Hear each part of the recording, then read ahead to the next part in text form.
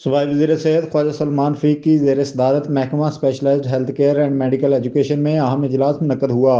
इजलास में Nawaz Sharif institute of cardiology Sargodha, Nawaz Sharif institute of cardiology Lahore और Nawaz Sharif institute of cancer treatment and research Lahore पर जारी पेशरफ्त का जायजा लिया गया।